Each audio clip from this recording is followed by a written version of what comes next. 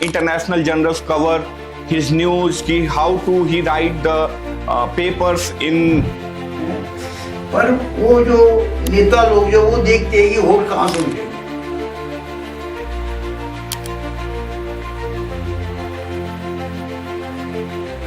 तो जब मैं 15-16 साल का था तो अपने गांव में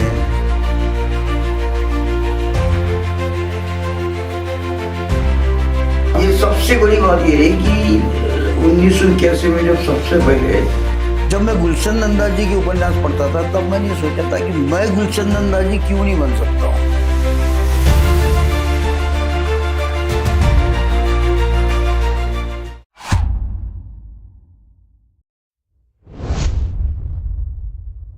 नमस्कार, मैं डॉक्टर अभिनंदन पांडे आपका स्वागत करता हूं। जीवन में कुछ रास्ते ऐसे होते हैं जिन पे हम चलते जाते हैं और उसकी परिणाम की चिंता किए बिना हम चलते जाते हैं और एक दिन उससे कुछ ऐतिहासिक रिजल्ट आते हैं। उसी की कड़ी में आज हमारे बीच बात करने के लिए लक्ष्मण राव जी हैं, जिन्होंने एक ऐतिहासिक जर्नी की, जिन्होंने अभी तक 30 नावल लिखे हैं और ये पहले ITO पे चाय की दुकान लगाते थे। आज संग्रीला होटल ने इनको ऑफर किया, जो एशिया का one of the top hotel है, उसने इनको 5 स्टार होटल ने इनवाइट किया और वहां तक इन्होंने सफर कैसे किया। तो बहुत बहुत स्वागत है आपका। नमस्कार अभिनंदन जी, अभिनंदन है आपका। जी जी जी, अभिनंदन जी का अभिनंदन कर दिया जी।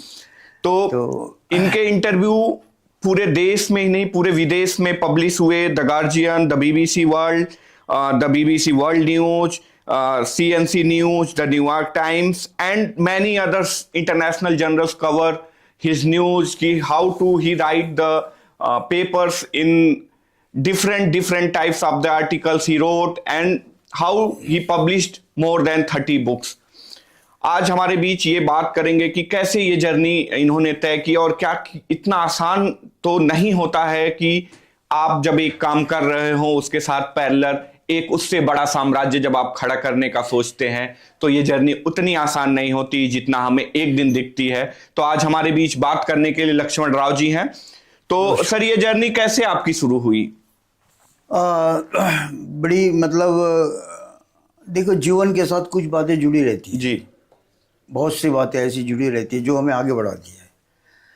तो जब मैं 15-16 साल का था तो अपने गांव में पढ़ते हुए जब 7वीं-8वीं कक्षा का छात्र था तब मैं गुलशन नंदा जी के उपन्यास पढ़ता था। जी, गुलशन नंदा जी ये बहुत बड़े फेमस उपन्यासकार थे, लोग आज नहीं जानते हैं। हाँ। जबकि उनकी कटी पतंग जो है 5 लाख प्रतियां पहले संस्करण में छपी, फिल्म तो बाद में बनी और उनके उपन्यासों पर फिल्में बनी। कटी पतंग, दाग, खिलौना, महबूबा, जो अपने टाइम की बहुत सी फिल्में रही। हाँ, खैर फिल्मों का तो मैं शौकीन रहा हूँ और राज कपूर को मानता हूँ मैं। हाँ। वो मेरे लिए फिलोसोफर है। तो कहने का मतलब ये है कि जीवन में कुछ बातें ऐसी होती है कि पहले तो आदमी सोचता है कि रोजगार क्या करना है। हर कोई सोचता है कि मैं ये बनूंगा, वो बनूंगा, वो बनूंगा। जब मैं गुलशन नंदा जी के उपन्यास पढ़ता था तब मैंने ये सोचा था कि मैं गुलशन नंदा जी क्यों नहीं बन सकता हूँ। हालांकि उस समय उनका नाम बहुत बड़ा था। मुंशी प्रेमचंद, शरद चंद्र चट्टोपाध्याय एक साहित्य क्षेत्र के थे, गुलशन नंदा जी रोमांटिक उपन्यास में थे। तो मैंने सोचा कि मैं गुलशन नंदा जी क्यों नहीं बन सकता। लेकिन उन्हीं दिनों 1963 की बात है, हमारे गांव का एक लड़का था रामदास। ये रामदास नाम का लड़का बड़ा आवारा टाइप का लड़का था। इसे एक अध्यापक के नजर में आया, कहता ये आवारा नहीं है, इसे बना सकते हम। और उस अध्यापक ने उसे बनाया और आदर्शवादी बनाया। लेकिन एक थोड़ा सा एंगल था कि अब उस अध्यापक के जिस वो पढ़ाता था उसके साथ एक लड़की बैठती थी, उससे इसका प्रेम प्रसंग हुआ और उन दोनों को अलग करना चाह रहे थे अध्यापक, क्योंकि गांव का मामला था। एक उस एंगल पे लिखा गया उपन्यास है। लेकिन अचानक रामदास एक दिन अपने मामा के गांव जाता है, रास्ते में नदी पड़ती है और चमकते हुए शीशे की तरफ पानी को देखकर नहाने के लिए उतरता है तो वो डूबकर मर जाता है। हालांकि उसकी मौत इस एंगल से नहीं जोड़ी जा सकती, लेकिन ये घटना उसके साथ हुई। अध्यापक ने हमें जब घटनाएं बताई तो मुझे भी लगा कि यार लिखो इस पर। और मैंने वो उपन्यास तैयार कर लिया। रामदास उपन्यास तैयार कर लिया और मैं उसे प्रकाशित करने के लिए कोशिश कर रहा था। बहुत सारी पुस्तकें मैं लाइब्रेरी में जाकर पढ़ता था, तब उसमें सारे प्रकाशकों के नाम दिल्ली के होते थे। अब कहाँ हमारा शहर, हमारा गांव अमरावती है, मैं प्रॉपरली महाराष्ट्र से हूँ। 22 जुलाई 1952 को महाराष्ट्र के छोटी से गांव तड़ेगांव दशासर में मेरा जन्म हुआ और वहाँ से मैं 8वीं कक्षा तक पास करके फिर मैं अमरावती आया, वहाँ मैंने 10वीं पास की और उसके बाद फिर मैं एक मिल में काम करने लगा। वो टेक्सटाइल मिल था, 5 वर्ष काम किया मैंने वहाँ पर और वो मिल 1975 में बंद हो गया। तो फिर मैं दिल्ली चला आया और वो भी मेरी एक जिज्ञासा थी कि मुझे लेखक बनना है और मेरी पुस्तकें प्रकाशित करना है। तो कहने का मतलब प्रकाशन व्यवस्थाएं दिल्ली में थी, इसलिए मैंने, और मैं हिंदी में लिखता था जबकि मेरी मातृभाषा, मैं मराठी भाषी व्यक्ति हूँ, लेकिन मुझे लगाव था हिंदी भाषा से और हिंदी भाषा पूरे देश में पढ़ी जाती थी तब। अच्छा रिस्पांस था हिंदी भाषा के प्रति। तो उन दिनों जब मैं आया था तो मेरे पास तो रोजगार था ही नहीं। हालांकि मैंने पिताजी से 40 रुपए लिए, वो तो खत्म हो गए आपके भोपाल में। अच्छा, वो 40 रुपए लेके दिल्ली आना था। दिल्ली क्यों? दिल्ली आके ही लिखनी थी दिल्ली मतलब एक प्रकाशन व्यवस्था जो थी, दिल्ली, मेरठ या इलाहाबाद, ये उत्तर भारत के क्षेत्र थे जहाँ हिंदी भाषा की प्रकाशन व्यवस्थाएं थी, उपलब्ध थे और हमें हिंदी में छापना था। लेकिन गुलशन नंदा 5-5 लाख रुपए कमा रहे तो हमें 5,000 तो मिलेंगे, अपेक्षा ये थी। लेकिन जब मैं आया था तो मेरे पास कोई रोजगार नहीं था। मैं भोपाल में एक भवन पे मजदूरी की, 90 रुपए वहाँ कमाए और फिर मैं जून महीने में जीटी एक्सप्रेस में बैठकर दिल्ली आया, जुलाई महीने में। और उसके बाद फिर मैं यहाँ जो काम मैंने भोपाल में किया था, भवनों पे मजदूरी करना, वो काम मैंने यहाँ किया। फिर ढाबों पे बर्तन साफ करना वगैरह वगैरह करता रहा। उसके बाद फिर मैंने आईटीओ के पास विष्णु दिगम मार्ग पर खुद की चाय पान की दुकान लगाई। अच्छा, पान की पान बीड़ी सिगरेट बेचने लगा। पढ़ता था, अच्छा हुआ, ये मेरा सौभाग्य था कि आईटीओ से 1 किलोमीटर दूर दिल्ली गेट पर पुस्तकों की दुकानें लगती थी संडे को, और वहाँ से अच्छी अच्छी किताबें खरीद कर लाता था।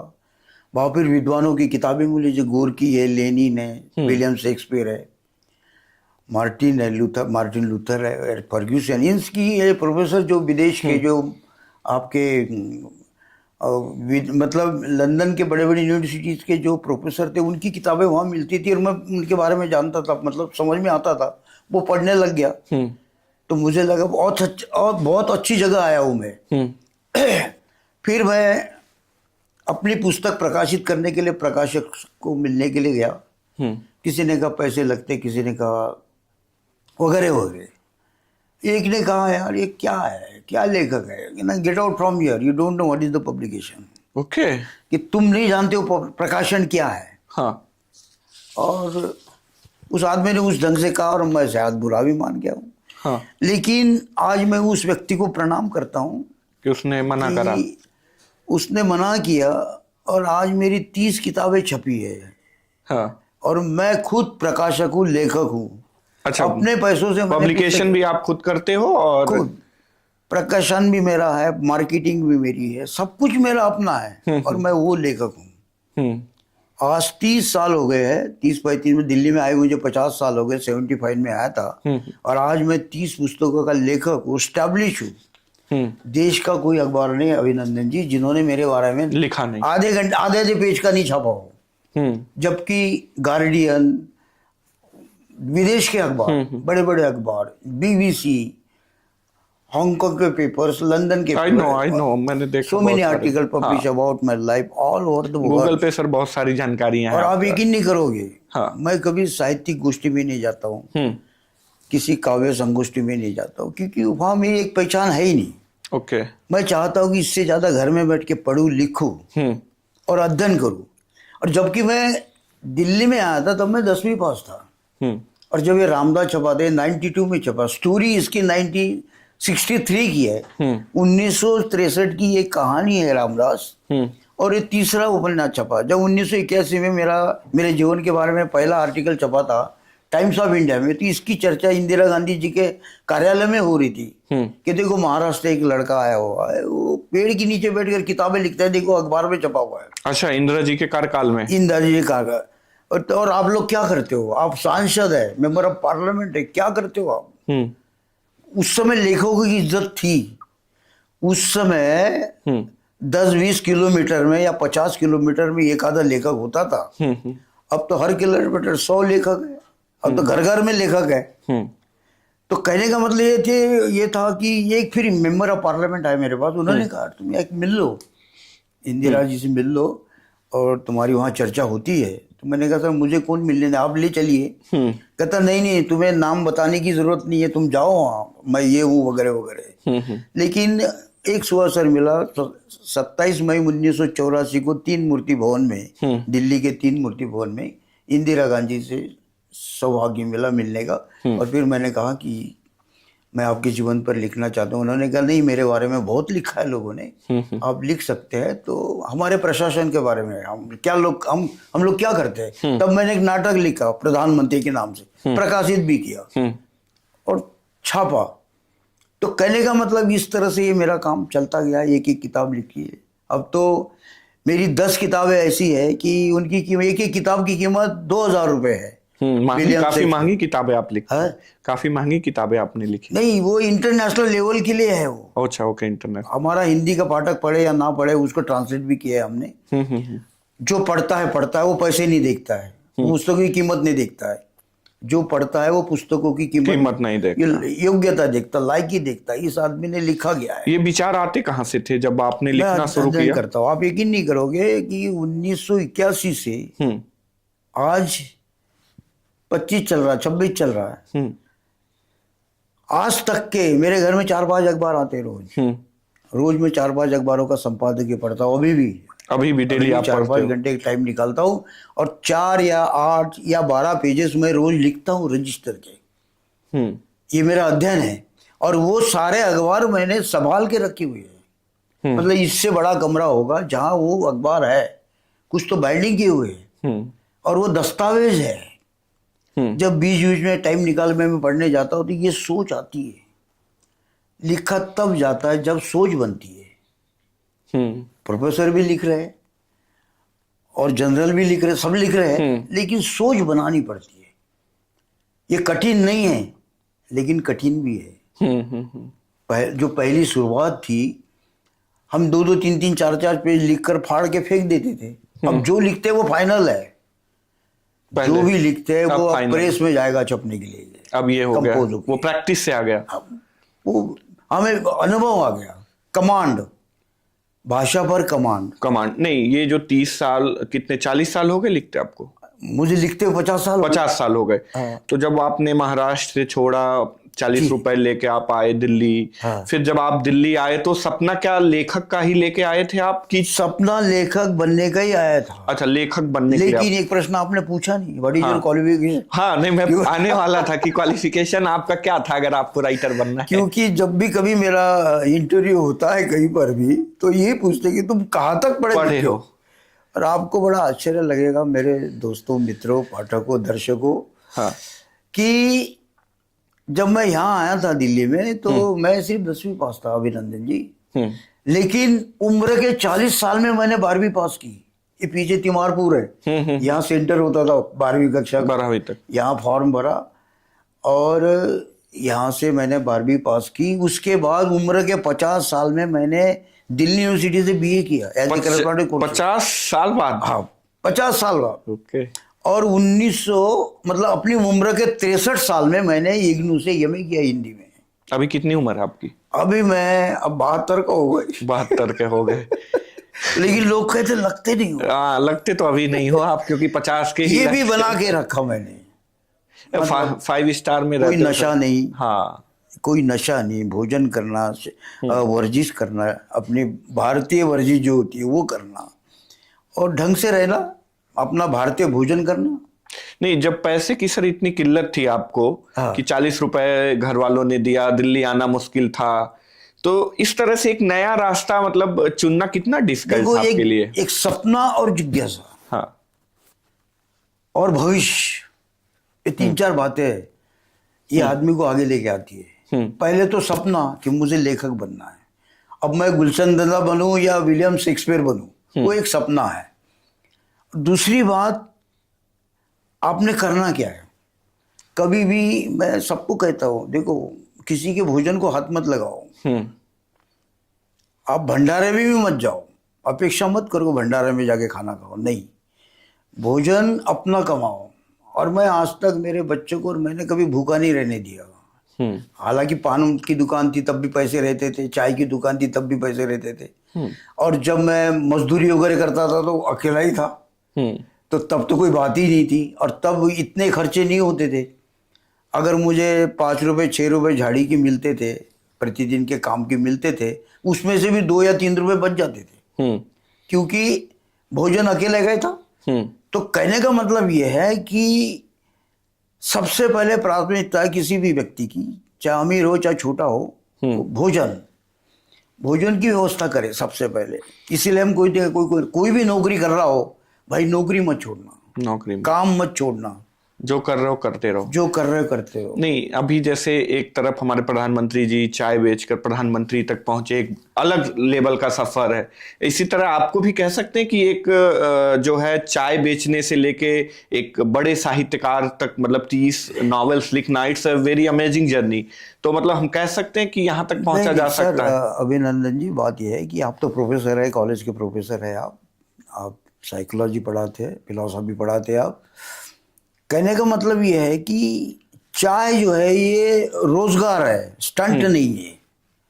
इसके अलावा बहुत से लोगों ने MBA चाय वाला, MBA चाय वाला, और भी चाय वाले कितने तो भी निकले, और भी कुछ चाय वाले तो अपने आप को अरे बाप रे, मतलब 5 स्टार होटल की तरह वगैरह वगैरह, वो है ही नहीं, वो है ही नहीं, क्योंकि 50 साल पहले चाय की दुकानें थी नहीं।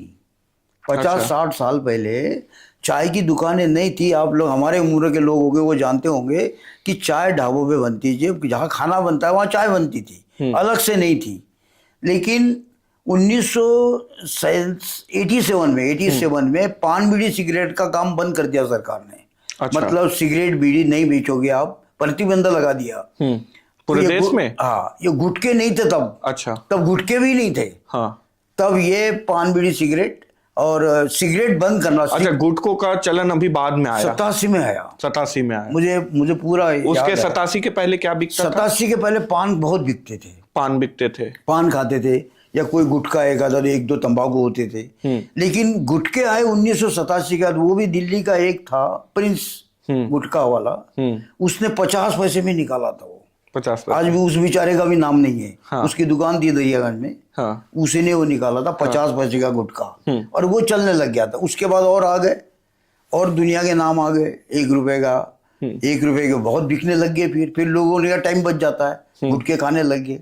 अब प्रतिबंध तो आज भी उस पर है, लेकिन वो एक समय था। और एक सबसे बड़ी बात ये थी कि डिस्पोजल ग्लास निकल गए थे तब। इसके पहले डिस्पोजल ग्लास नहीं थे कि चलो यार डिस्पोजल ग्लास धोने की कोई समस्या नहीं, हर कोई कर लेगा उसे। तो इसलिए लोगों ने फिर चाय की दुकानें चालू कर दी। डिस्पोजल ग्लास से चाय की दुकानें ज्यादा निकल आई, और जगह जगह चाय की दुकानें बनने लगी। पान बीड़ी सिगरेट बंद करके लोगों ने चाय की दुकान, आदमी ने चाय बेचता जा रहा। हम भी चाय कब पहली बार चाय कब बेची थी? ये 93-94 की बात है। 93-94, मतलब उसके पहले 91-92 से। क्योंकि जैसे आज मुझे, इसके पहले जब मेरे बारे में अखबारों में छपता था चाय वाला साहित्यकार, तो इसके पहले छपता था पान वाला साहित्यकार। अच्छा, मैं पहले पान बेचता था। मैं साहित्यकार नाम जुड़ा ही रहा मेरे से, लेकिन मेरे रोजगार बदलते रहे। तो जैसे चाय वाला साहित्यकार, तो हो सकता है मोदी जी, अगर मेरा चाय वाले का नाम नहीं होता तो मोदी जी हो सकता है पान वाला साहित्यकार बताते अपने आप को, और लोग यकीन भी कर लेते। लेकिन सुनने में ऐसा आता है कि हम आलोचना नहीं कर रहे मोदी जी के, हमारे लिए वो एक प्रेरणा स्रोत ही है कि वही चाय वाले साहित्यकार, और नहीं, हमारे लिए वो सम्माननीय व्यक्ति, भारत के प्रधानमंत्री जो भी है जी, हमारे लिए भारत के प्रधानमंत्री सम्मानीय व्यक्ति। हम उनकी आलोचना नहीं करते हैं, पर प्रश्न इस बात का है कि चाय ये स्टंट वाली बात नहीं है, ये एक रोजगार है, गरीब का भी रोजगार। आप ये कह रहे हो कि चाय बेचने की प्रथा 90 के दशक में स्टार्ट हुई, ऐसा कह रहे हो? मैं 92 में बेचने लगा। 92 में बेचे, तो आपसे पहले भी बिक रहे थे चाय? उसके पहले चाय फिर धीरे धीरे चालू हो रही थी। चाय लोगों ने चाय के ठिए चालू कर दिए थे। हाँ। जब से डिस्पोजल आया तो चाय चालू हो गई। चाय चालू हो, ढाबों में तो बिकती थी। जो ढाबे थे, खान पान के दुकान, वहां चाय बिकती थी। और जब 10 बजे तक चाय बेचते थे, और उसके बाद ढाबा चालू करते थे, क्योंकि फिर उधर टाइम नहीं रहता था उनका। कि उसके पीछे एक आदमी क्यों लगाया जाए, इसलिए वो चाय बंद कर देते थे और खाने पीने का काम चालू करते थे। फिर हो सकता है खाना पीना खत्म होने के बाद फिर चाय चालू कर देते थे, लेकिन वो ढाबे में चलती चलती थी थी। अलग चाय की दुकानें नहीं नहीं थी। लेकिन जहां पान की दुकानें थी फिर वहां चाय की दुकानें खुलने लगी। अच्छा, जहां पान की दुकानें थी उन्हीं लोगों ने एक साइड बिजनेस चाय का चालू कर दिया। हाँ, सिगरेट स्कूल के सामने बेच नहीं सकते वगैरह वगैरह, तब प्रतिबंध था। अब भी जो है, भी 100 है। मीटर के दायरे में आप नहीं बेच अब सकते। तो बहुत है, अब है। जैसे आपने 1993 में जब चाय बेचना स्टार्ट करा, 92 में कर दिया। 92 में हाँ। तो चाय की कीमत क्या थी? 92 में 90 की कही आप, 90 में। 90 हाँ, जब 90 में आपने हाँ, चाय तो बेचनी शुरू 50 की, पैसे की थी चाय। 50 पैसे की चाय थी। हाँ। और अभी जो चाय 50 बेच रहे हो पे अब क्या है? अब तो मैं इस 20 रुपए की, 10 रुपए की, 15 रुपए की कैटेगरी बना के, अच्छी चाय तो 20 रुपए की बनती है। नहीं, अभी जहाँ पे काम करते हो वहां पे चाय की दाम क्या है? सांग्रीला में जो चाय बनती है, तो जो चाय में वहां 20 रुपए की बनती थी वो अलग बात है। लेकिन एक सांग्रीला एक ब्रांड है, ब्रांड के नाम से चाय है वो, और वो चाय 778 रुपए की है। मतलब आपकी जो लक्ष्मण राव जो दूध, जो पत्ती, जो बनाने का तरीका जो लक्ष्मण राव का उस जगह पे था, हाँ। वही तरीका यहाँ पर है, और वो 778 की चाय बिक रही है। 1 रुपए कम 600 रुपए की चाय, 28% टैक्स, 10% सर्विस टैक्स एंड 18% जो जीएसटी वगैरह जो कुछ है। तो कहने का मतलब 778 की चाय है और वो वहाँ बिकती है, लेकिन वो एक ब्रांड है। वो चाय परोसना, चाय आपके तक आना, आपके सोफा सेट पे चाय लाना, उस तरीके से लाना, उसके भी पैसे हैं, उसका भी स्टैंडर्ड नहीं, लेकिन वो एक बैनर है। माना तो यही जाएगा कि आपने 50 पैसे के चाय से स्टार्ट करी और मेरे अभी नाम 788 मेरे वो नाम बिक से रहा है। जो चाय अगर देखा जाए तो एक प्रोजेक्ट और उन्होंने तैयार किया, हाई टी। उस हाई टी में मीठा, मिष्टान्न और नमकीन वगैरह जो भी 8-10 है वो उसमें, और साथ में चाय, वो 2800 रुपये का है वो। अरे चाय भी होगी तो 2800 रुपये की है वो चाय। तो वो हाई टी है 2 आदमियों के लिए। अच्छा, हाँ, वो 2800 की चाय है, मतलब चाय इंक्लूडिंग दिस। ओके। तो उसके साथ वो चाय है 2800 रुपये की। तो 2800 रुपये की वो हाई टी है, उसके साथ वो चाय है। ऐसी चाय भी होगी तो वो 778 रुपये की, 778 की है। तो चलो 2 आदमी हम चाय पियेंगे 1500 को, इससे अच्छा कि हाई टी ले लो, वो 2800 रुपये की हो जाएगी। तो आने वाले अतिथि कहते हैं चलो हाई टी ले आओ। हाँ, तो जैसे आप एक फुटपाथ से आपकी जिंदगी शुरू हुई और एशिया के इतने बड़े होटल, 5 स्टार होटल में आप काम कर रहे हो, तो होटल वाले ने कैसे अप्रोच करा? ऐसे तो मतलब आप जब फुटपाथ पे बेच रहे थे, जैसे देश में मेरे बारे में छपता था तो ऐसे विदेशों में छपने लग गया था। तो इनकी जो चीफ होते, एग्जीक्यूटिव होते, वो हांगकांग में इनका ऑफिस है, कॉर्पोरेट ऑफिस। वहाँ के एक चीफ ने हमारे बारे में पढ़ा कि लक्ष्मण राव काम का आदमी लग रहा है, इसको बुलाना चाहिए। तो वो जब यहाँ से आए, हांगकांग से आए, तो उन्होंने मेरे पास एक अपनी मैनेजर भेजा उनको। वो देखा उन्होंने, कहने लगे आपको हमारे सर बुला रहे हैं, बातचीत करना चाहते हैं। तो मैंने कहा बेटा देख लो आप यहाँ पर ही, मैं बहुत अच्छा हूँ। कहता नहीं आप, उन्होंने कहा इसलिए हम आपको बुला रहे हैं। वो 1 बार आई, 2 बार आई, 3 बार आएगी, 4थी बार उसने कहा कि सर आप चलिए, आप आज मनाई करने के लिए चलिए। और उस दिन मैंने हाँ कह दिया और मैंने ज्वाइन कर लिया सांग्रीला। तो ये सौभाग्य है। नहीं, चाय का क्या सीक्रेट है? जैसे जनरली हम इलाहाबादी चाय को अदरक हो गया, तुलसी हो गया, चाय की पत्ती हो गई, दूध हो गया, आपके चाय का क्या सीक्रेट है कि जो 50 पैसे का था 788 का अगर बिक रहा है? सीक्रेट यही है कि चाय जो है हमारा भारतीय पेय है, हमारी इंडियन टी। चाय जो है हमारे भारत में सभी लोग, गरीब आदमी, बड़ा आदमी चाय पी सकता है और कुछ नहीं पीता है। और यही स्टेटस मैंने रखा है कि हमारी भारतीय चाय कैसी होनी चाहिए। तो मैं आपको ये भी बताना चाहता हूँ ये चाय कैसी बनती है। 5 स्टार में भी जो बन रही है, लक्ष्मण राव जो चाय बना रहा है वो कैसी बनती है। हालांकि मैं वहाँ एज ए टी कंसल्टेंट हूँ और मुझे वो मैनेजमेंट के बच्चे वगैरह जो आते हैं उनको सिखाना पड़ता है कि बेटा आप ऐसे सीखो, ये करो, वो करो, वो करो। तो चाय का मतलब ये है कि आप पानी उबाल लो 1-2 लीटर, 2 लीटर पानी उबाल लो अच्छी तरह से। जब वो अच्छी तरह से उबाल जाता है तो उसमें फुल क्रीम दूध, किसी भी ब्रांड का, जो भी है, मदर डेयरी है, पारस है, वगैरह वगैरह, जो भी है, पराग है, जो भी है, 6 लीटर उसमें पानी डालो और दूध डालो, 2 लीटर पानी 6 लीटर दूध, उसको और अच्छी तरह से उबाल लो और उसमें एक पत्ती डालो। अब मेरे पास जो पत्ती आती थी वही पत्ती मैंने उनको रिकमेंडेशन की कि भी सर आप ये पत्ती, तो वो 2 महीने लग गए उसका कोड आने के लिए। तो कोड आ गया तो फिर वही पत्ती लाने लग गए वहाँ पे। अब 50-60 किलो वही पत्ती आती है वहाँ पे, नाम नहीं बताना चाहता हूँ। तो 50-60 किलो वही पत्ती आती है वहाँ पर। जितने भी डिवीजन है चाय के जाग बने हुए हैं वो सारी वहीं की इस्तेमाल कर, और वो सॉफ्ट है बिल्कुल, वो 100 साल का ब्रांड है वो। तो कहने का मतलब उसमें हल्की सी पत्ती डालो, ज़्यादा मत डालो, ज़्यादा डालोगे तो चाय कड़वी हो जाएगी। बिल्कुल हल्की डालो, उससे रंग भी आएगा, फ्लेवर भी आएगा, टेस्ट भी आएगा, रंग भी आएगा। धीरे धीरे उबालते रहो। आपने पानी अच्छी तरह से उबाला और आपने दूध अच्छी तरह से उबाला, फिर आपने थोड़ी सी पत्ती डाली, फिर उसके बाद थोड़ी सी इलायची, लास्ट में थोड़ा सा अदरक, और कुछ नहीं है। बस यही रेसिपी है हो से गई थी, इसमें लौंग डालो, ये डालो, यही रेसिपी है जो 788 की बिकती है। मतलब वो चाय हमेशा नहीं पी जाएगी, आप डाल सकते हैं, वो बार बार नहीं पी जाएगी। बार बार जो पी जाएगी वही जो मैंने बनाई है, जो जनरल है। अदरक और इलायची का टेस्ट स्वीकार किया जाता है, बाकी नहीं किए जाते। बाकी कभी कभी मसाले वगैरह, दालचीनी ये वो वगैरह, नहीं, वो हार्ड होती है चाय, वो नहीं पी जाएगी, बार बार नहीं पी जाएगी अभी। और अब वहां पर आते सारे फॉरेनर्स, हाँ, 8-9 चाय पी जाते हो, क्योंकि चाय इंक्लूड है। 2,500 का ब्रेकफास्ट है, उस 2,500 के ब्रेकफास्ट में वो चाय इंक्लूड है, पीते हैं वो चाय।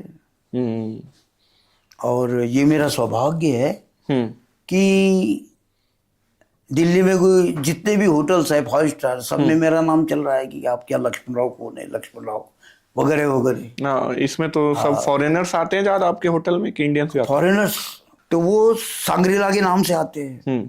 तो ये चीजें है। तो कहने का मतलब यह है कि वो अपना ब्रांड है, सांग्रीला अपना ब्रांड है और अपना स्टेटस है उसका अपना। हम वहां पर जो गए हैं, ये हमारा सौभाग्य। अगर मुझे एक लक्ष्मण राव 30 साल से फुटपाथ पर बैठा था और फिर वो 5 साल से 5 स्टार होटल में जाके, वो जो भी है एज ए टी कंसल्टेंट होके गया हूँ या जो भी है, या वो कारपोरेट के जो चीफ थे उन्होंने मुझे बुलाया है, वो बात अलग है। लेकिन मैं अपने आप को ये समझता हूँ कि ये मेरा सौभाग्य है कि इस 70 साल की उम्र में मुझे 5 स्टार का भोजन मिल रहा है। अच्छा, वो भोजन फ्री में देते हैं? भोजन, यूनिफॉर्म वगैरह वगैरह ये सब वो देता है, उसमें इंक्लूड है, ब्रेकफास्ट वगैरह जो भी है। और रिस्पेक्ट, बहुत इतनी रिस्पेक्ट की, मतलब एक 6 महीने के बच्चे को भी उतनी रिस्पेक्ट जितनी एक सामान्य गेस्ट जो हमें मिलवाना चाहते हैं, ये हमारे बच्चे को आशीर्वाद दीजिए, क्योंकि उन्होंने कभी हमारे बारे में अखबारों में भी पढ़ा है वगैरह वगैरह जो भी है, और एक नाम है कि देखो यार, और फिर हमने जो किया है वो काउंट में आता है, कहीं ना कहीं उसको माना। मैनेजमेंट की जैसे आपने बात कराई कि बच्चे को मैनेजमेंट वाले आते हैं, आप उनको बताते हो, तो ये आपने अपने चाय और राइटर बनने में, यानी चाय वाले साहित्यकार में, दोनों में बैलेंस कैसे किया? देखिए, जो मैं काम कर रहा हूँ, अगर पहलवान कोई बन रहा है, हाँ, तो वर्जिश वो खुद कर रहा है, हाँ, पहलवानी जो गट्स है उसके तो वो अलग है, हाँ, लेकिन बाकी जो काम कर रहा है वो अलग है। मैं साहित्य का काम कर रहा हूँ, ये कोई कर नहीं सकता है। मैं अभी भी चैलेंज करता हूँ कि जो मैंने किया है आज की पीढ़ी में शायद नहीं कर पाएगा। आज बच्चे अखबार नहीं पढ़ते हैं, अखबार बनाने वाले 200 आदमी होते हैं तब अखबार बनता है, वो भी आपके घर में 6 रुपए में आ रहा है या 5 रुपए में आ रहा है, वो आप पढ़ते तक नहीं हो, और आप ये कहते हो इसमें है क्या? उसमें बच्चों बहुत कुछ है।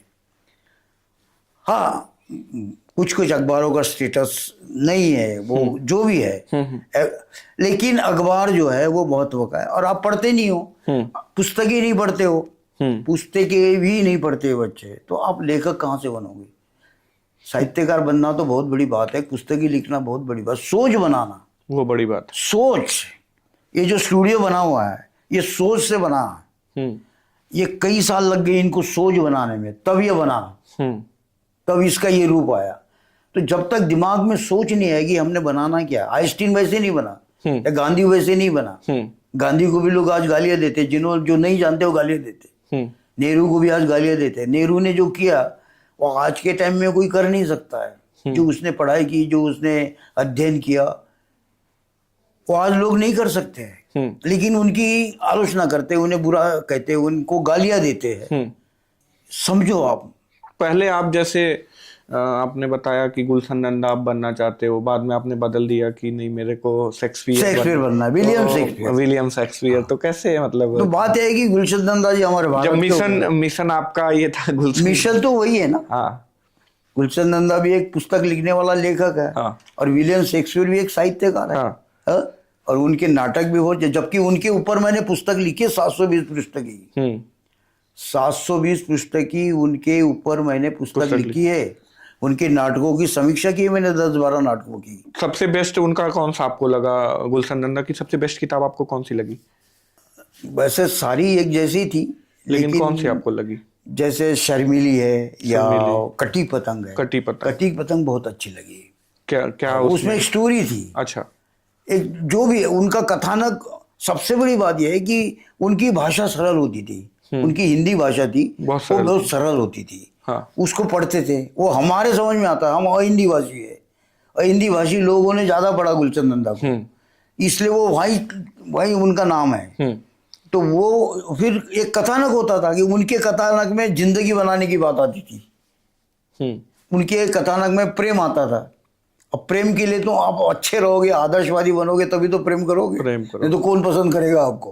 प्रेम करने वाले तो सारे हैं। लड़कियां पैसा तो देखती है कि लड़के के पास पैसा हो। हम तो प्रेम में सफल नहीं हुए, बात अलग है। प्रेम क्या है आपके हिसाब से? प्रेम क्या है? प्रेम क्षणिक आकर्षण है। क्षणिक आकर्षण, प्रेम क्षणिक आकर्षण है, और उसमें स्पर्श नहीं है। और जहां स्पर्श आता है वहां पतन है। हाँ। प्रेम में स्पर्श नहीं है। स्पर्श का मतलब आप हाथ मिला रहे हो, वो स्पर्श नहीं है। जो लैंगिकता का स्पर्श होता है वो नहीं है उसमें। और जहां यहां तक चला जाता है तो वो फिर मनुष्य का पतन है। स्त्री स्पर्श वालों को पसंद नहीं करती है, ये कभी भी ध्यान रखना। स्त्री, उसका सौभाग्य यही है, उसे चाहिए भी यही है। लेकिन मनुष्य से दूर रहना, अलग रहना, ये उसका सौभाग्य है। ये हमने बना के रखना चाहिए। हमने यही लिखा है। हमने हमारे उपन्यास में, या जो बड़े बड़े साहित्यकारों के उपन्यास हो, शरद चंद्र चट्टोपाध्याय वगैरह वगैरह, इन्होंने नारी को सुरक्षित रखा है। नारी को सुरक्षित रखा और सुरक्षित है, नारी सुरक्षित है। नारी मंच पर डांस करने वाली नहीं है, लेकिन आप उससे नचवा रहे हो, ये या तो उसका दुर्भाग्य है या आपका धंधा है, और ये होना नहीं चाहिए। और आप कहोगे नहीं अब तो सब कुछ चल रहा है, सब कुछ होता है।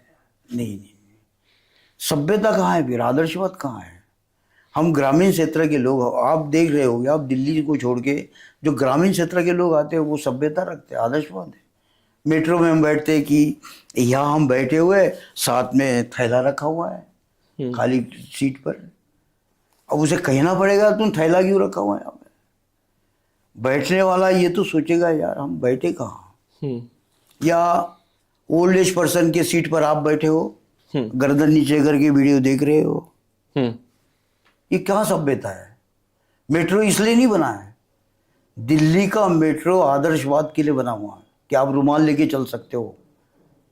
जब शुरुआत थी उसकी तो उसने यही कहा था, आप रुमाल लेके चल सकते हो इसमें, आपकी सुरक्षा है पूरी तरह से, आप अपने स्थान तक पहुंच जाएंगे।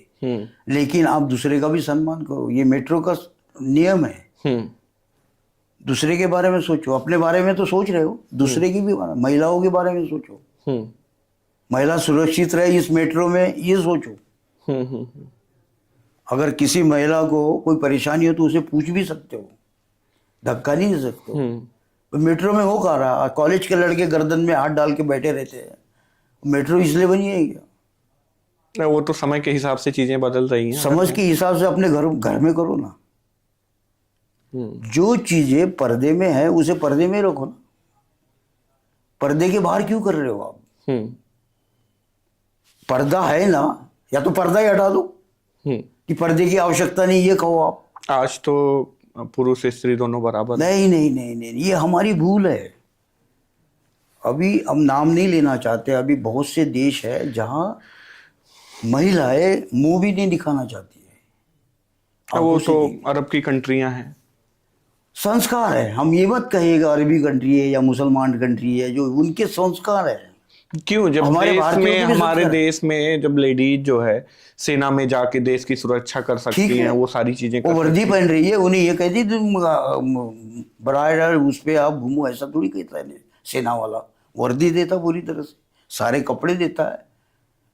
हैं। और सेना वाला आदमी के बीच में नहीं आना देता, आने भी देता है तो टाइम पे आने देता है। हम्म सूरज के बाद क्या होता है या दिन डूबने के बाद क्या होता है, वो सेना ध्यान रखता है ना, हम्म महिलाओं को सुरक्षित रखता है ना। फिर हम्म सारी जगह जा सकती है, प्लेन भी चला सकती है, महिला चला रही है। चला रही है, हाँ, फाइटर जेट उड़ा रही गार्ड भी बनी हुई है, है। स्वीपिंग का भी काम कर रही है। हम्म। इसका मतलब ये थोड़ी है कि तुम आदर्शवाद को भूल जाओ, ये हमारी भारतीय परंपरा है। आप जैसे एक बहुत जमीनी स्तर से, फुटपाथ से उठ के आप 5 स्टार में गए हो, कितना आदर्शवाद वहां पे आप देख रहे हो? वहां भी देखते हैं हम, वहां भी आदर्शवाद है। ये थोड़ी है कि 5 स्टार है तो कुछ भी कर लो, नियम है, नियम है। बहुत नियम है। कोई गेस्ट अपने नियमों से जा रहा है, यूरोपियन लोग, फॉरेनर लोग नियमों से रहते, नियमों से काम करते। वो पूछते ही नहीं है कि आपके पास क्या है, हम्म वो देख रहे हैं। Yes, I observe that, I looking that. वो देख रहे हैं क्या है। 1000 चीजें हमारे होटल में, 1000 चीजें ब्रेकफास्ट में, वो देखते हैं। जो पसंद आते हैं वो अपने प्लेट में लेते हैं, टेबल पे बैठते खाते हैं। हमारे इंडियन पूछताछ करता है। आपके होटल में 1000 चीज डिशेज हैं? ब्रेकफास्ट में तो इतनी सारी चीजें हैं, यूरोपियन है, साउथ इंडियन है, बहुत सारी है। फल फ्रूट है सारे, जूस है, अमेरिकन, ये सब भी है अलग? अमेरिकन है, जूस है, फल फ्रूट है, और वो ड्राई फ्रूट्स है, काजू वगैरह वगैरह। जो आप लगा हुआ देख लो, यहाँ से लेकर वहां तक घूमने की जगह है, घूमो फिरो देखो, बैठो। आपको कोई ये नहीं कहेगा कि टाइम हो गया आपका, नहीं, आप बैठिए आराम से, आप ब्रेकफास्ट करिए आराम से। तो हम ये नहीं करें। हम अब आपको शायद प्रोफेसर साहब आप बुरा मांगे होंगे, स्टूडेंट आपके भी है, लेकिन आदर्शवाद की जरूरत है। आदर्शवाद भूलो क्या? मतलब जमीन को मत भूलो। कोई ऐसी चीज है जिसको हम आदर्श कहते हैं? बहुत सारी चीजें हैं। आप अभी एक फाइल के बारे में सुना है? एपिस्टीम फाइल्स एक हो रही है जिसमें बहुत बड़े बड़े लोगों के नाम आ रहे हैं, जिसमें वो उसमें जो उसका फाइल्स है उसमें वो 12 से 16 ईयर्स के बच्चियों के साथ गलत व्यवहार करते हैं। तो फिर आदर्शवाद कहाँ पे नहीं, है? ये फिर आपने उस पर क्यों आपने ये ओपनिंग जो वाली बात है, इसको अनुमति देने वाली बात है, वो क्यों भारत सरकार से अनुमति लेनी पड़ती है ना। ये एरिया जो है, यहाँ इंस्टीट्यूशन है उसके, या ट्यूशन सेंटर है आईएएस के, 400 बच्चे पढ़ा लेते अध्यापक, क्या पढ़ रहे हैं वो 400 बच्चे एक साथ? या वो राजस्थान में जाके जो कुछ भी पढ़ते हैं, या शेखरपुर में जाके सीए की क्लास होती है, उसके मतलब जहाँ हॉल बना हुआ उसमें जगह भी नहीं है चढ़ने की, जीना भी नहीं है, बच्चे बिठा के रखे हुए पढ़ा रहे हो 400 बच्चों के एक साथ, 200 बच्चों के। क्या वो 400 बच्चे 200 बच्चे पढ़ रहे हैं या? और जो बच्चे घर में पढ़ रहे हैं ना, वो सीए पास हो रहे हैं, सीए का रिजल्ट 10% है। जो बच्चे माता पिता के नेतृत्व में पढ़ रहे हैं ना, सीए के बच्चे, वो पास हो रहे हैं। बाकी 8-8, 9-9 साल पेपर दे रहे हो, पास हो रहे क्या वो? बाप कहता क्या कर रहा है यार तू? लड़की वाले कह रहे हैं कि कब करोगे लड़के की शादी, और तू कह रहा है मेरे 2 पेपर रह गए, मेरे 3 पेपर रह गए। एक अगर प्रश्न करूं कि जब आप नंदा साहब को पढ़ रहे थे और आज के साहित्यकारों में आप देखते हो कितना चेंज हुआ, साहित्य में कितना बदलाव हुआ इन आपके 50 सालों में? को वाहियात लेखक कहा जाता था उस समय, मनोहर कहानियां वाला लेखक कहा जाता, अश्लील लेखक कहा जाता था। अच्छा, गुलजार नंदा जी को अश्लील? कहानियों वाला लेखक कहा जाता था। अश्लील कहानी वाला लेखक कहा जाता था। हाँ। आज तो उससे भी ज्यादा है वो गुलशन नंदा, कुछ भी नहीं है। जबकि गुलशन नंदा को लाइब्रेरी आज के में, टाइम में आप किसको एज ए साहित्यकार देखते हो आज के टाइम में? मेरे लिए साहित्यकार तो सारे हैं, मुझे तो पढ़ना है। नहीं तो किसकी ज्यादा पढ़ते हो? हिंदी साहित्य नहीं किसका ये पढ़ते जरूरी हो? नहीं, मैं तो रजनीश को भी पढ़ता हूँ, और रजनीश ओशो को भी? ओशो भी बहुत पढ़ा है मैंने। हाँ जिसके विचार मुझे अच्छे लगे, हाँ। जो सच बोल रहा है, जो भविष्य की बात कर, आइंस्टीन भविष्य की बात कर रहा है, नास्ते दमद भविष्य की बात कर रहा है, तो वो भी अच्छा लगता है मुझे। और एक साधारण जो धार्मिक किताब है गोरखपुर की, वो भी पढ़ता हूँ मैं। दैनिक समाचार पत्र पढ़ता हूँ मैं, जो गाजियाबाद फरीदाबाद से छप रहे हैं ना, वो भी मुझे अच्छे लगते हैं।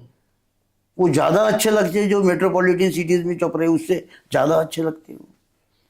73 साल के आप हो गए हो, 72-73 के। इतनी ऊर्जा कहाँ से लाते हो, या क्या है कि अभी काम भी कर रहे हो और एकदम छरफरे लड़के की मैं तरह कहता 16 साल सोच, के आप भागते हो? सर सोच, कहाँ से आप एनर्जी? प्रोफेसर है, आप कॉलेज में असिस्टेंट प्रोफेसर है, आप पढ़ाते हैं, आपकी सोच क्या है ये बनानी है आपने।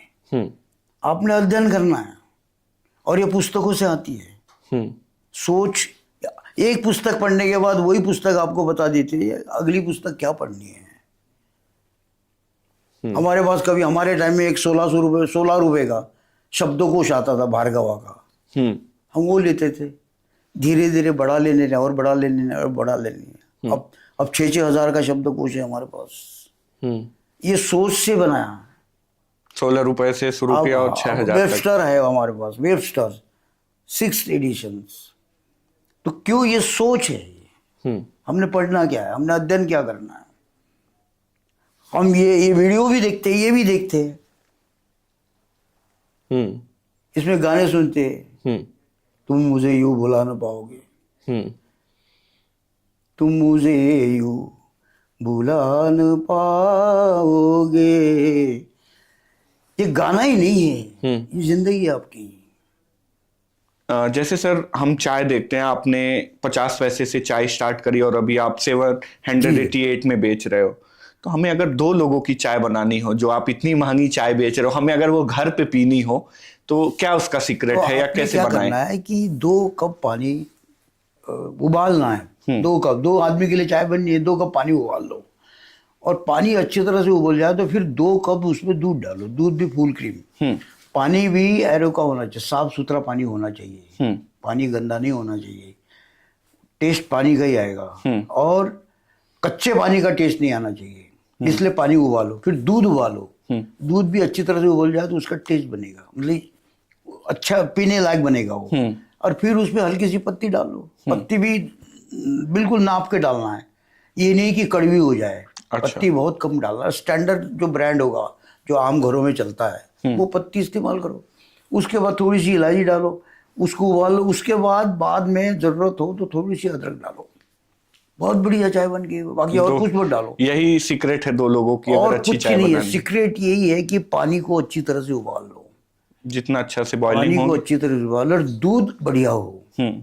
दूध होगा, और दूसरे ब्रांड होते हैं छोटे, मतलब जो वो नहीं चल पाते चाय में, अगर चाय बढ़िया बनानी हो तो, और वो चाय बढ़िया बनती है। हम भी पीते हैं चाय। हाँ। ऐसे चाय बनाते हैं। आपके जीवन की सबसे बुरी वारदात क्या रही है, जो आपको लगा है कि जीवन में बड़ी निराशा आपको मिली? कभी तो ऐसा हुआ होगा, क्योंकि आप। हाँ, जब मेरा एक स्टॉल था नगर निगम में, जो नगर निगम था, वो लोग तोड़ के ले गए, वो बिना कहे, मतलब कल आके कह गए कल तुम्हारा स्टॉल, तुम्हारे पास लाइसेंस नहीं है। हाँ। तो सबसे मतलब भ्रष्टाचार जो है वो नगर निगम में बहुत है। और ये मेरा दुर्भाग्य है कि मैं फुटपाथ पे बैठा रहा हूँ।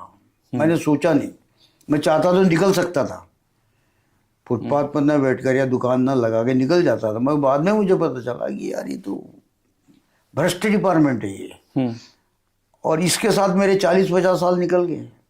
हालांकि मैं और कहीं चला जाता, नौकरी करता गई चपरासी की भी, तब भी मैं बहुत खुश होता, चपरासी से क्लर्क भी बन जाता। लेकिन ये है कि हम लोगों को ये कहते हैं अपना रोजगार सुनो, किसी के आश्रित मत रहो। ये जितने भी सरकारी डिपार्टमेंट है अब ये शोषण के लिए बन गए हैं, विकास के लिए नहीं बने हैं। अब जो भी बनेंगे, जितने भी डिपार्टमेंट बनेंगे वो शोषण के लिए बनेंगे। जो अंग्रेजों का संकल्प था, उनका प्रोजेक्ट था, वो इंटरनेशनल लेवल पे हुआ था, वो उनके अनुभव थे। पानी का प्रकल्प है, कारखाने हैं, योजना है, वो संकल्प होता था उनका। लेकिन आज जो बन रहा है वो एक धंधा बना हुआ है वोट लेने के लिए। मैंने कहा ना कि आपने पूछा था अभी मुझे कि आपको पुरस्कार क्यों नहीं मिले। पुरस्कार मेरा कोई सरकार को फायदा ही नहीं है ना। सरकार को फायदा तो अंबेडकर की फोटो लगाने से है, ये उसको वोट मिल जाएंगे। अंबेडकर की फोटो लगा लो। अंबेडकर को तो आप भी मानते हो? हाँ, लोग मानते हैं, उनके वोट मिल जाएंगे। हाँ। अगर अंबेडकर के वोट है तो वो पूछेंगे भाई तुमने तो बाबा साहब की फोटो ही नहीं लगाई, वोट कैसे दिया आपने? अब फोटो लगा लो तो वोट मिल जाएंगे। तो आज राजनीति वोटों की है, जातिवाद की राजनीति है। मतलब किसी आदमी की योग्यता को भुनाना, आज राजनीति इस बात की है। अंबेडकर ने अपने लिए या देश के लिए या अपने जाति के लिए क्या किया, कितना किया, इसको कोई नहीं पूछ रहा है। उसका अपना नाम क्या था वो कोई नहीं पूछ रहा है। लेकिन उनका नाम लेते रहो, उनका सम्मान करते रहो, उनके सम्मान से वगैरह वगैरह करते रहो। तो इस पर हम आलोचना भी नहीं करते। आलोचना करने वाला विषय नहीं है अंबेडकर जी के। बहुत बड़ी हस्ती, एक सम्माननीय व्यक्ति थे। बहुत वो बहुत अपने लिए बहुत सम्माननीय व्यक्ति थे और देश के लिए भी, समाज के लिए उन्होंने बहुत काम किया है। बिल्कुल। लोग कहते हैं इससे इसको पीछे रखोगे तो वोट नहीं मिलेंगे, इसको रखो आगे। तो हम आलोचना नहीं करना चाहते अंबेडकर जी की। वो अपने लिए सम्माननीय है, समाज के लिए सम्माननीय है। पर वो जो नेता लोग जो वो देखते हैं कि वोट कहाँ से मिलेंगे, उनको बुलाते हैं। राइट। आपके जीवन में सबसे बेस्ट मोमेंट क्या रहा है कि ये बड़ा आपको लगा कि यही तो मैं चाहता था? ये सबसे बड़ी बात ये रही कि 1981 में जब सबसे पहले मेरे जीवन का टाइम्स ऑफ इंडिया के संडे रिव्यू में आर्टिकल छपा। संडे रिव्यू में जो आर्टिकल छपा, ये मेरे जीवन की बहुत बड़ी उपलब्धि थी कि वहां से मुझे पहचान मिलने से शुरू हो गई लेखक की। टाइम्स ऑफ इंडिया में जब पहली बार, उस समय एक 50 साल पहले टाइम्स ऑफ इंडिया एक बहुत बड़ा अखबार माना जाता था। उस समय उसका मतलब स्टैंडर्ड था। उसका जो संडे रिव्यू छपता था, लोग इसका इंतजार करते थे मैगजीन की तरह। और संडे रिव्यू का अखबार वो पूरा पढ़ते थे और उसमें मेरा आर्टिकल छपा था मेरे बारे में। तो वहां से मुझे पहचान मिली। फिर उसके बाद मेरे बारे में छपना चालू हुआ। आप इतने संघर्ष आपने करा। आज के यूथ भी छोटी छोटी चीजें जब नहीं होती तो वो निराश हो जाते हैं। तो कैसे उसको मैनेज करें, या मतलब वो एक जब निराश हो तो उनको आप कैसे, आपको लगता है कि आप कैसे उनको बता सकते हो कि वो निराश हो ना हो, संघर्ष करके आगे बढ़े? देखो, निराशा तो ये बनी हुई है। आपकी जहां से भी गलती हो गई, आपकी निराशा ही निराशा है। आपको एक पेपर देने भी जाना है, परीक्षा देने भी जाना है, तो समय पे आपको तैयारी भी करनी पड़ेगी। सवेरे उठकर पेपर एग्जाम तक जाना पड़ेगा। और चाहे जरा सी गलती होगी वहाँ आप असफल हो जाओगे। आप परीक्षा दे रहे हो तो अच्छी तरह से अध्ययन करो और पेपर देने की पूरी तैयारी करो, तब पास हो जाओगे। वही बात नौकरी की है। नौकरी में अगर अच्छा काम करोगे तो आपकी इज्जत है, आपका सम्मान है। जब को आता ही नहीं है कुछ तो आप कैसे करोगे आप? जी। तो ये है। अच्छा, आपके अनुसार जीवन क्या है? जीवन क्या है? जीवन तो बड़ा सरल है बिल्कुल। जो मैंने सपना देखा था, जो मुझे बनना था, हाँ, वो आधे से ज्यादा बन गया हूँ मैं। अब पैसे इकट्ठा करने हैं। हालांकि ये मेरी इतनी किताबें है, ये तो 500 करोड़ का प्रोजेक्ट है। मार्केटिंग करो और कमाओ अब पैसे फटाफट। मतलब अब आप 500 करोड़ के आदमी हो गए। अगर नहीं भी हुए तो वो माना जाता है कि इसमें हो जाएंगे। आपके पब्लिशर ने कहा है कि इस प्रकाशन व्यवस्था में इतने पैसे है कि पब्लिशर स्मगलर भी इतने पैसे नहीं कमा सकता। इतने पैसे है इसमें, बुक लाइन में आप करो खेल लोगों ने। तो मतलब 50 पैसे की चाय से फिर आप 500 करोड़ तक का एक सफर तय कर रहे हैं। हो सकता है जो मेरा सपना है 500 करोड़ का आदमी बनने का, वो बन जाऊंगा मैं। 73 साल अगर मेरी उम्र रही, मेरी जिंदगी रही, हाँ, तो ये बन जाऊंगा और बहुत जल्दी बन जाऊंगा। अब तो पैसे का, अब तो 500 करोड़ तक पहुंचना है। हाँ, अब सपना जो है 500 करोड़ तक पहुंचना है। 500 करोड़ का आदमी बनना है। हाँ। तो ये क्या 5 स्टार होटल में आते हैं लोग, वो स्टे करते हैं, उनसे देख के ये लगा? नहीं नहीं नहीं नहीं हाँ भाई, हमारे में जो योग्यता है वो उनकी तरह है ना।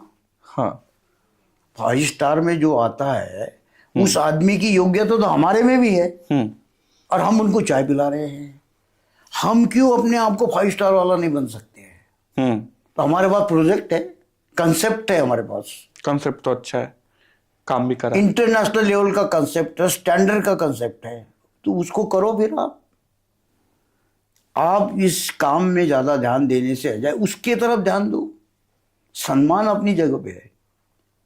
5 स्टार होटल ने हमें बुलाया, सम्मान दिया, हम धन्यवाद देते हैं, अभिनंदन करते हैं उनका। लेकिन अपना प्रोजेक्ट है वो भी आगे बढ़ाओ, उसको और ज्यादा आगे बढ़ाओ। जी, अभी जैसे आपने जब 50 पैसे की चाय बेचनी शुरू करी और अभी जब आप 788 की चाय बेच रहे हो, तो पहले किस तरह के लोगों से आप मिलते थे, अभी किस तरह के लोगों से आप मिल रहे हो? हाँ, जैसे फुटपाथ पर बैठा था तो वो सभी प्रकार के लोग आते थे, हमारे भारतीय लोग जितने भी है, गरीब से लेकर चाय वाले, मतलब ये रिक्शे वाले से लेकर वो सब आते थे। पर अब तो एक क्लास है। अब जो 5 स्टार में आता है वो एक क्लास है, उस स्टैंडर्ड के लोग हैं, धनी लोग हैं, पैसे वाले लोग हैं, और बुद्धिजीवी भी है। उन्हें देखकर तो प्रेरणा मिलेगी। हालांकि मैं एक ऐसा आदमी हूँ उस 5 स्टार होटल में जो कुछ ऑब्जर्व कर रहा है, कुछ लेने की कोशिश कर रहा है, कि मुझे वो कला है दूसरे व्यक्तियों के बारे में जानकर सोचकर कुछ लेने की कला मुझ में है, और वो मैं कर रहा हूँ। बाकी बच्चे जो आते हैं वो तो नौकरी कर रहे हैं, पैसा कमाने की बात सोच रहे कि पैसा कैसा कमाया जाए, नौकरी कैसी की जाए, वगैरह वगैरह। यहाँ से छोड़कर आगे कैसे जाए, वहाँ 10,000 और कैसे बढ़ाया जाए। हम तो नहीं सोच रहे हैं, हम तो सोच रहे इनसे क्या मिल सकता है, हमारे साहित्य के क्षेत्र में इनसे क्या मिल सकता है। तो उनके पास वो कला है, उनके पास वो कला है, बिना पैसे का 50 करोड़ का वो बिजनेस तैयार कर लेंगे वो, और 6 महीने में या 18 महीने में उसको 250 करोड़ बना देंगे। अच्छा, ऐसे लोग आते हैं होटल में? है ऐसे ऐसे हैं। उन्हें पता है कल क्या होगा, उन्हें मार्केट का पता है कि कल क्या होगा, उन्हें ये पता है कल क्या होगा, कल बादल आएंगे क्या, ये उन्हें पता है। तो इसी हिसाब से अपना छाता और उन्हें अम्ब्रेला पता खोल है लेते कि हैं। कल अगर ये दिन आया तो कल क्या होगा, अगर बसंत पंचमी आएगी तो क्या होगा, उन्हें पता है। अगर गर्मी आएगी तो आम के पेड़ को बार लगेगा, आम आएंगे, सीजन आएगा तो फल आएंगे। और अगर उसमें आया सीजन ने बार नहीं दिख रहा है, वो नहीं दिख रहा है जो दिखना है, तो समझ लो ये पौधे खराब हो गए। अब उन्हें पता वो है। जानते हैं वो। तो कहने का मतलब ये है कि पैसा भी माइंड से कमाया जाता है, श्रम से तो मजदूर मजदूरी कर रहा है, और मजदूर के पास एक ही उद्देश्य रहता बेचारे का कि भाई भोजन मिलना चाहिए, वो भोजन के लिए कर रहा हो। तभी तो आपको 5 स्टार का भोजन मिल और रहा है। आप, वो मेरा सौभाग्य है। सौभाग्य। अगर मुझे 5 स्टार का भोजन मिल रहा है, हाँ, एक 5 स्टार की पहचान हो गई 5 स्टार के भोजन की, और वो टेस्ट वहाँ मिल रहा है, तो ये मेरा सौभाग्य है।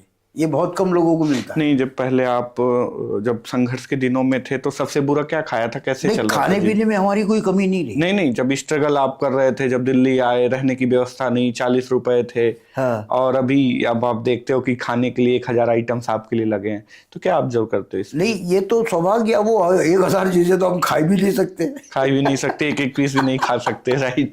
नहीं, तो क्या ऑब्जर्व करते हो, जैसे आप ही ने पर देखा? ये हम तो देख के पेट भर जाता है हमारा कि यार ये चीजें देखो, ये सौभाग्य है। और बहुत से लोग चिंता में बैठे हुए, उनके जेब में नोटों की गड्डियां है, पैसे की कमी नहीं है, लेकिन चिंता में है। वो सुरक्षा के लिए आए हुए, वो अपने जीवन को बनाने के लिए आए हुए हो, वो घर से हटकर शांति के लिए आए हो, घर में शांति नहीं है, यहाँ आए हो। वो भी लोग हैं, वो हम देख रहे हैं। हम हालांकि बात नहीं कर सकते, हमें नाखून साफ होने चाहिए, बाल साफ होने चाहिए, अच्छी तरह से बोलना आना चाहिए, मुंह से दुर्गंध नहीं आना चाहिए, सब कपड़े साफ सुथरे होने चाहिए। ये उनका स्टैंडर्ड है, ये बना के रखना पड़ता है। होटल के अपने होटल का अपना स्टैंडर्ड है, वो वर्दी देता है, सब कुछ देता है वो। हाँ, सब कुछ देता है वो, तो आपने रहना है उस तरीके से। बस गुड मैनर में रहना। ये चीजें कहाँ मिल सकती है?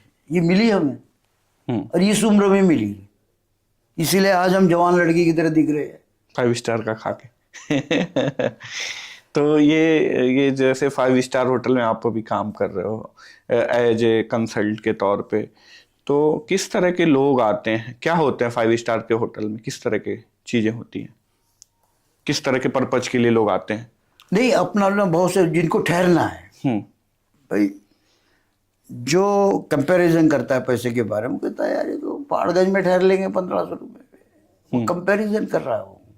वहाँ कंपैरिजन नहीं है, वहाँ जीवन है, जीवन जो होता है ना वो है वहाँ। जैसे 5 स्टार के मतलब जैसे फॉरेनर आ रहे 4 और इंडियन उनके साथ जुड़े हुए 4-5, तो उन्हें भी उनके साथ वहीं रहना पड़ेगा, वो तो पहाड़गंज नहीं रह सकते। बस फिर वो कहते हैं यार जब हम इनके साथ रह सकते हैं हम अपने तरफ से क्यों नहीं रहेंगे, तो वो 5 स्टार के बन जाते हैं।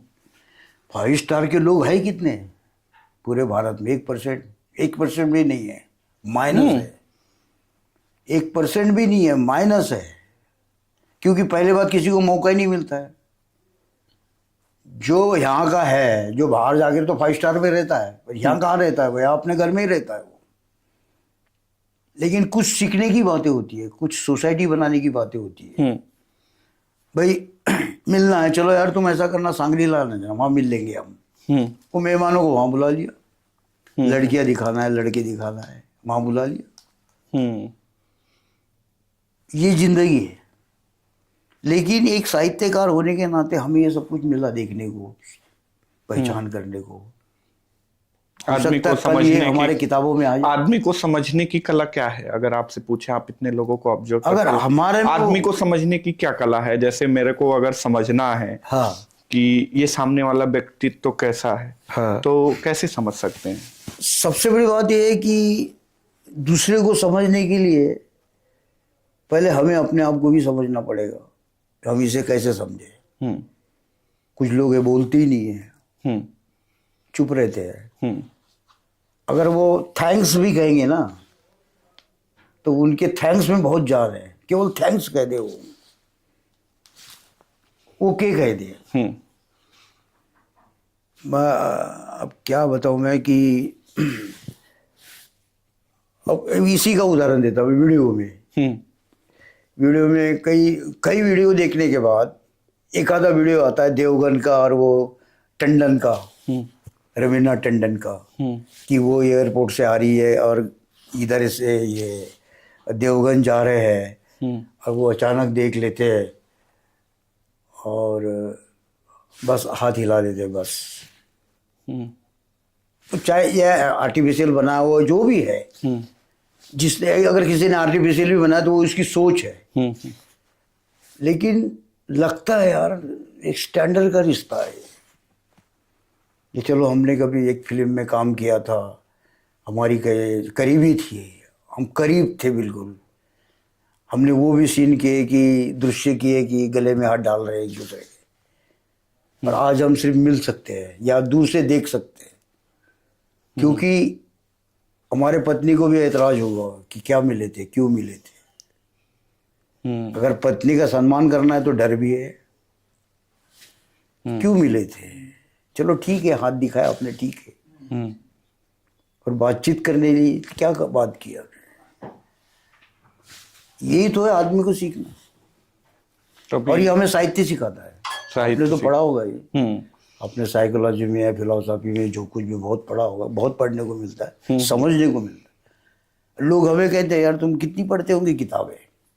मैं 40 पेज के ऊपर नहीं पढ़ता हूँ एक टाइम में। मतलब एक दिन में कितने घंटे आप पढ़ते हो? एक टाइम में अगर एक किताब मैंने उठा ली तो 20 या 30 पेज पढ़ता हूँ मैं केवल, क्योंकि उसके बाद पढ़ा नहीं जाता मेरे से, वो सोच बनानी पड़ती है यार, ये अंडरलाइन करता रहता हूँ मैं, वो समझना है उसे। पुस्तक हर कोई नहीं है मेरे पास, पुस्तक जो पढ़ रहा हूँ वो मेरे काम की है, जो मैंने अपने दिमाग से खरीदी है और उसे पढ़ना है। सभी लेखकों को नहीं पढ़ रहा हूँ मैं, या जिनकी समीक्षा आती है वगैरह वगैरह वगैरह, ऐसा नहीं है। कि किसी किताब में ऐसा लगा कि यार ये इसमें होना चाहिए तो हमने खरीद के लिया, चाहे 1500 की हो चाहे 2000 की हो। और उसको पढ़ा हमने, तो पढ़कर सोच हमारी निर्माण होती है। आपके जीवन की सबसे बेस्ट बुक कौन सी रही? आपने जो 30 नॉवेल्स लिखी, सबसे बेस्ट बुक कौन सी रही? उसकी क्या कहानी है? सबसे ज्यादा ये रामदास, फिर वो जो रेणु ये की जो क्या हमारे कहानी है? दुकान के सामने लड़की आती थी, वो सीए की कैरेक्टर थी, सीए करने मतलब ट्यूशन लेने आती थी, वो लड़के उसकी तारीफ करते थे मेरी दुकान पर बैठे हुए। हाँ। फिर मैंने सोचा यार इस पर लिखना चाहिए, तो उन्हीं के लड़कों से बहुत कुछ पूछा और एक 200 पेज का उपन्यास तैयार कर लिया मैंने। इसी तरह से क्या कहानी उसमें है? मतलब वो किस तरह से स्ट्रगल करती है और आगे कैसे बढ़ती है, उसका नॉलेज क्या होता है, सफल हो जाती है लास्ट में? वो सफल ही है। सफल है अभी। इसी तरह से तो भोपाल में उनके पे आपने किताब लिखी, तो वो कभी मिली आपसे इधर? नहीं। उनसे बात भी नहीं की हमने, कैरेक्टर उससे कभी बात नहीं होती है, ना करते हैं। मतलब आप कस्टमर से पॉइंट्स, व्यू ऑफ पॉइंट सोचने का लेते थे आप? उसे क्या पता, उस लड़कों से जो मैं पूछ रहा हूँ उसे भी पता नहीं अभी इस पर किताब लिखेगा। It is a skill. Observation एक कला है। ये भी कला है। तो ऑब्जर्वेशन क्या अब है? आप कहोगे यार इस पर लिख दो, आप इस पर लिख दूंगा मैं कि ये स्टूडियो क्या है?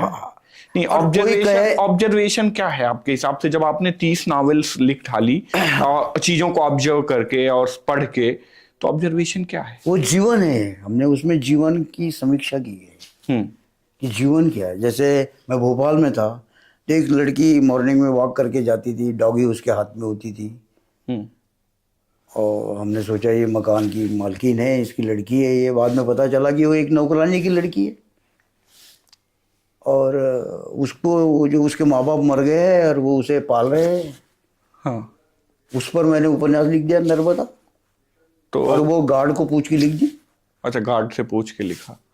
गार्ड से पूछा, वो कहानी मेरे दिमाग में रही, हाँ, उसी मैंने का। कहा इस पर उपन्यास होगा, वो लिख दी। तो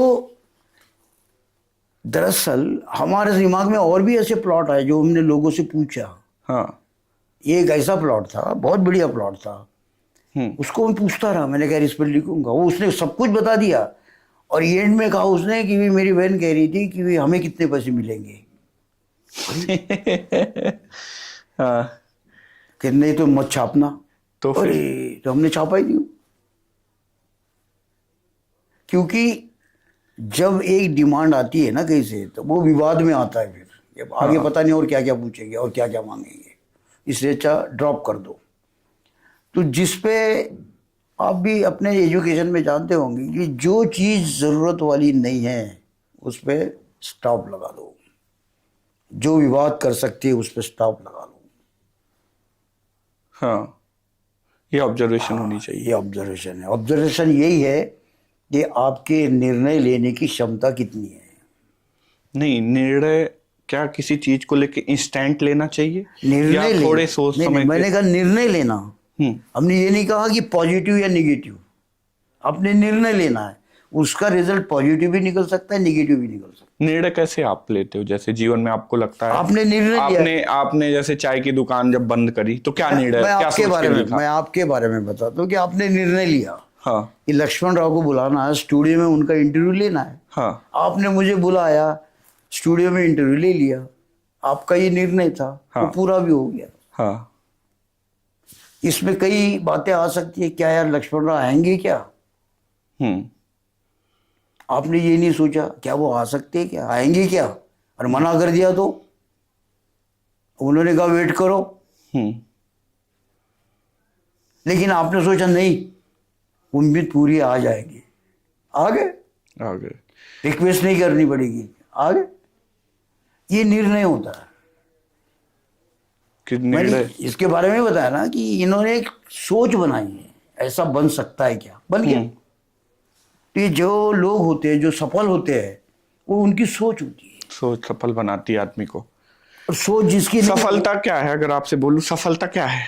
सफलता ये पहली है, इसकी शुरुआत ही सफलता है।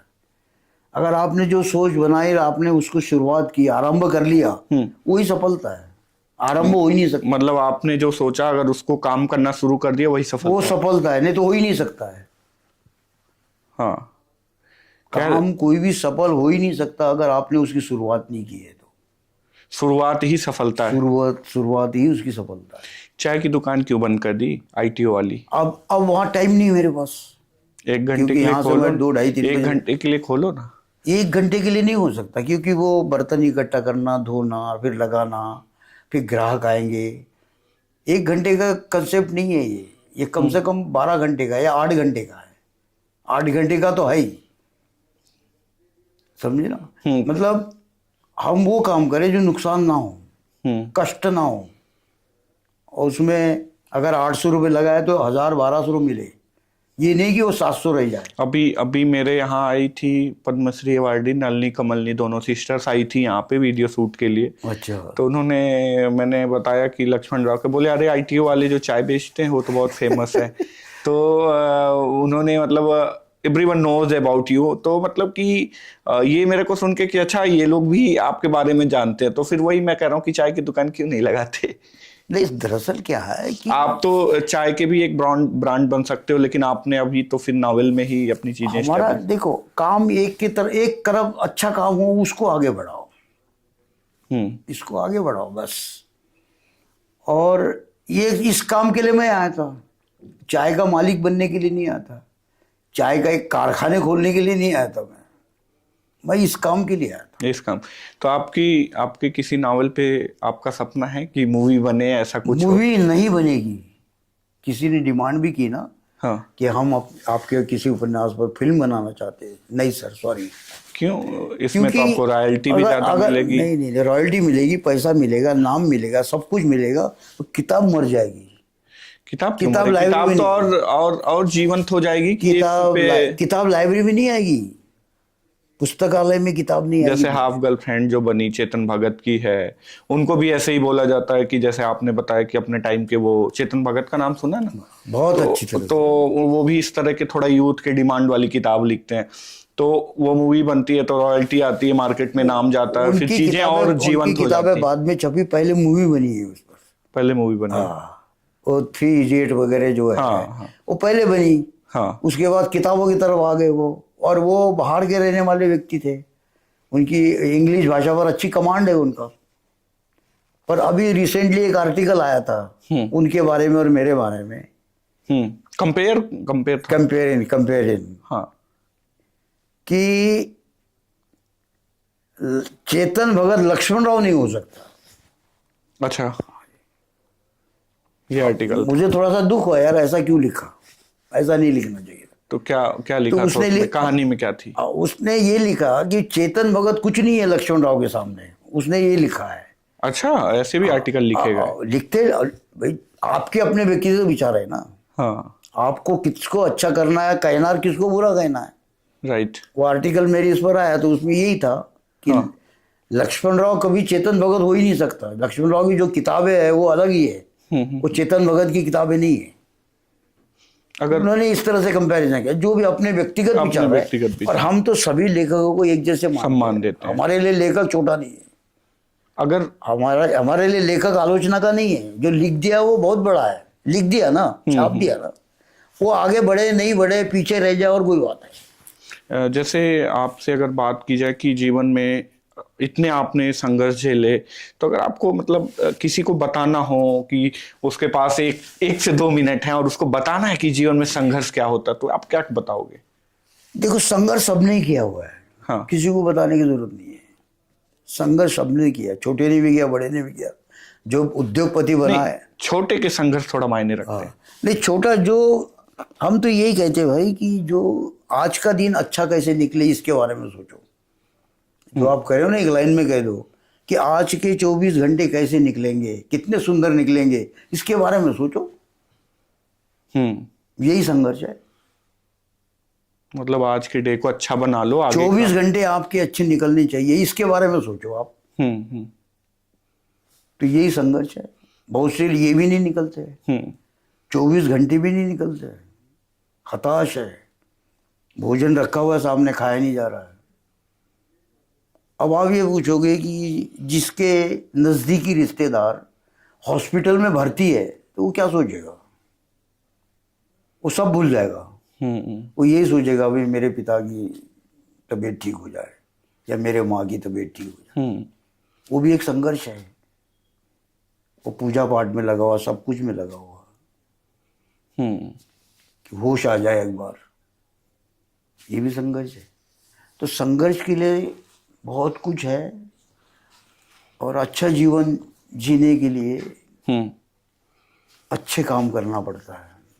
आपके जीवन का सबसे यूनिक मोमेंट इन 73 सालों में कौन सा रहा? यूनिक मतलब सबसे अलग लगा कि ये वाला मोमेंट कभी दोबारा नहीं ऐसा ऐसा कुछ नहीं है मेरे लिए तो सारे। ये भी होता है क्या? ये हो सकता है कि मैंने ये सोचा, ऐसा भी होता है। मतलब नया आप कंटिन्यू सीखते गए। हाँ, बस। अब एक न्यूज़ मैंने देखी थी, बीबीसी ने छापी थी अखबार के पहले पेज पर या इधर उधर, मैंने कहा यार ये भी हो सकता है क्या? लेकिन मैं यहीं हूँ। मैं इसी आप यहीं पे हो, इसी फुटपाथ पे, और आपके बारे में पूरे देश विदेश में लिखा जा रहा है। वही है, लाल किला भी वही है, और आपके बारे में देश विदेश लाल किला वही है, मैं यही हूँ।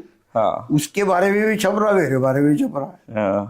हाँ, उसके बारे, उस लाल किले में से हर प्रधानमंत्री अपनी भी तारीफ कर रहा, देश की भी तारीफ कर रहा। वो भाई है। और ये लक्ष्मण राव पूरा विदेश तक जा रहे हैं, और लक्ष्मण राव विदेश में घूम रहा, विदेश में चर्चा। विदेश गए कभी? नहीं, कभी नहीं गए। लेकिन विदेश के पेपरों में मैं गाजियाबाद भी नहीं गया। मतलब दिल्ली में ही रह गए पूरे? मतलब गया हूँ, वो बात अलग है, लेकिन घूमने फिरने का मुझे शौक नहीं है। मैं अपने नागपुर जाता हूँ, प्रणाम करता हूँ अपने धरती को, और 10-5 दिन होके आता हूँ मैं। लेकिन और कहीं चलो भाई, कहीं 1981 में जम्मू गया था, मतलब वैष्णो देवी गया था। पहला दर्शन 1981 में किया था, तब लोग भी नहीं थे वहां पर। किसी को रास्ता पूछने के लिए 1-1 किलोमीटर देखना पड़ता था, दुकानें नहीं थी वहाँ, रास्ता नहीं था। तब मैं गया था, गुफा थी, जो पुरानी गुफा थी, अब वो कमर्शियल बन गया। वो मतलब तीर्थ स्थान नहीं है, वो कमर्शियल स्थान बना दिया लोगों ने, और वो हो जाता है परिस्थिति, धार्मिक प्लेस जो है परिस्थिति के अनुसार हो जाता है। तो कहने का मतलब, मुझे तो पढ़ने का शौक है। परिस्थिति क्या है आपके अनुसार?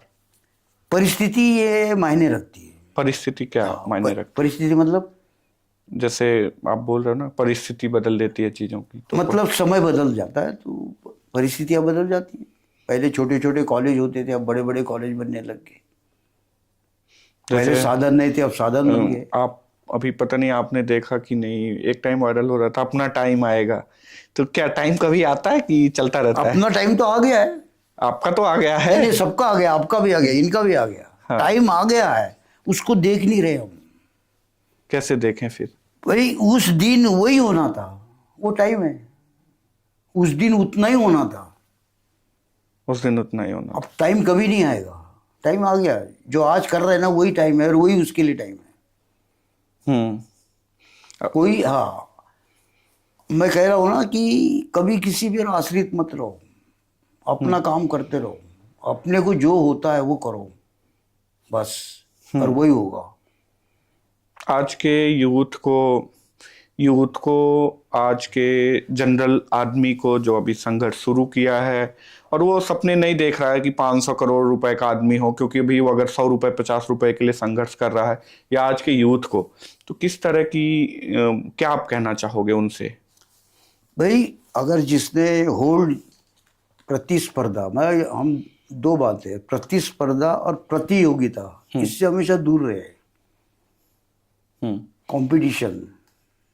कंपटीशन से दूर रहे, दूसरे की बराबरी करने की कोशिश ना करें, अपना क्या कर सकते हो वो करिए। हमारे पास वो प्रोजेक्ट है कि हम 500 करोड़ का आदमी बन सकते हैं। ये प्रतिस्पर्धा नहीं है या प्रतिद्वंद्विता नहीं है, वो हमने प्रोजेक्ट तैयार कर लिया है। अब हम और आगे कितना कर सकते हैं वो हमारा काम है, पर हम किसी की प्रतिद्वंद्विता ना करेंगे। नहीं यार, उसकी बराबरी करूंगा मैं, नहीं, वो अपनी जगह पे है, तो आप आगे बढ़ोगे। अब हम शेक्सपियर बन सकते हैं, उनकी बराबरी नहीं कर सकते। तो अभी इंग्लिश में नावल लिखना शुरू किया? नहीं नहीं नहीं, नहीं। इंग्लिश में मेरी किताबें ट्रांसलेट हो रही है, ट्रांसलेट हो रही है, लेकिन जो शेक्सपियर है वो शेक्सपियर है, जो विलियम शेक्सपियर है वो विलियम शेक्सपियर है, या जो आइंस्टीन है वो आइंस्टीन है, या जो गांधी है गांधी है, जो नेहरू है नेहरू है। ये लोग कोशिश करेंगे हम बनना चाहते हैं, बन सकते हो लेकिन उनकी बराबरी नहीं कर सकते आज। और इस बात को समझे, एक प्रोफेसर होते, एक आपके लेवल में और भी बड़े बड़े प्रोफेसर होंगे, उनका रहन सहन, उनका जो कुछ भी है वो बिल्कुल अलग होगा और डिफरेंट लगते हो, आपने देख लिया होगा। तो आप अपने आप ही आपके हाथ उठ जाते हैं नमस्कार करने के लिए या प्रणाम करने के लिए, क्योंकि उनकी योग्यता दिख रही है इसलिए। तो ये चीजें स्वाभाविक है और ये होती है। आपके जीवन का सबसे बड़ा गुरु कौन रहा है? सबसे बड़ा गुरु कौन रहा है आपके जीवन? नहीं, गुरु कोई नहीं है मेरा। गुरु पुस्तक ही है। आपके गुरु पुस्तक है बस। मेरा अध्ययन ही मेरा गुरु है। जो मैं पढ़ता हूँ वही मेरा गुरु है। मार्गदर्शन किसी का नहीं है मुझे, ना मैंने सुना है, ना किया है, ना चाहा है। पुस्तकें ही गुरु हैं पुस्तक आपके ही, लिए। हाँ। पुस्तक आपका सबसे बड़ा हथियार बनी और वही गुरु है। हाँ, क्योंकि जो पुस्तकों के अध्ययन से बात बनेगी, मार्गदर्शन वाला कह के जाएगा, लेकिन जो पुस्तकें पढ़कर जो आपको नॉलेज आता है वो और कुछ करने से नहीं आता। तो कुछ लोगों ने अपने बड़े बड़े प्रोजेक्ट तैयार कर लिए पुस्तकें पढ़कर ही। प्रैक्टिकली जो आईआईटी में होते हैं वो नए नए प्रोजेक्ट तैयार करते हैं, वो अध्ययन करके ही तो होता है। Thank you so much sir for coming here. और बहुत बहुत धन्यवाद आपका सर, आप यहाँ आए और बहुत अच्छा लगा हमें संवाद करके। निश्चित तौर पे आपकी ये स्टोरी हमारे व्यूवर्स को एक नया ऊर्जा देगी, एक नई सोच देगी। किताब लीजिए। अच्छा, ये सर ने मेरे लिए किताब लाई है और इसी के साथ thank you so much. Sir ने किताब लाई है टू और श्री अभिनंदन। ये नमस्कार। तब तक के लिए नमस्कार। जल्द ही किसी और मुलाकात होगी। नमस्कार।